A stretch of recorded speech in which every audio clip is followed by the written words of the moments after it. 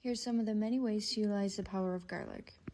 First, you're going to get your organic garlic and cut off the ends and start peeling them. I like to put my garlic peels and onion peels into separate freezer bags to save for later to make your own onion and garlic powder. I'm putting the garlic into a hand mincer, and I know there's so many easier ways to do this, but this is just what works for me. And for the sake of time of the video, I had made a pre-batch of this, so I'm going to top it off with the newly minced garlic and extra olive oil and just store it in the fridge. And if you happen to notice that the oil and garlic start to separate and the oil gets hard, you can just give it a good stir and use it for when you're cooking or whatever else you want to use it for. It is perfect and so convenient, especially for me when I use garlic for everything.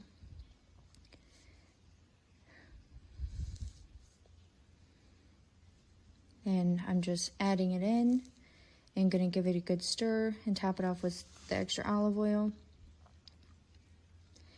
And second, we're going to cut off the ends and peel our onion and save those peels and get it sliced and then dice it up and add it to the jar.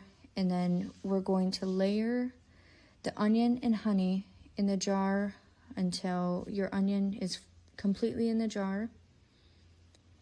And I needed to size up my jar for this because I made so much extra of it. And you're going to take your extra peeled garlic and poke holes in it and then add them to the jar as well and top it off with the rest of your honey. And I like to fill the jar all the way up to make sure everything is completely covered with the honey. Once this is finished, you're just going to give it a good stir and shake, and you can store it in the fridge or on your counter, and make sure to burp it every single day to avoid an explosion. And within a few hours, you're going to start to notice that it turns into a really nice syrup, and that's what you're looking for.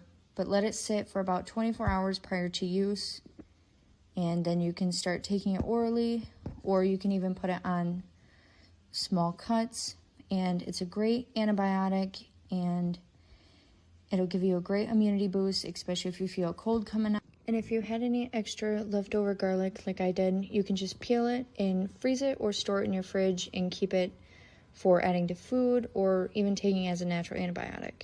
Both work great.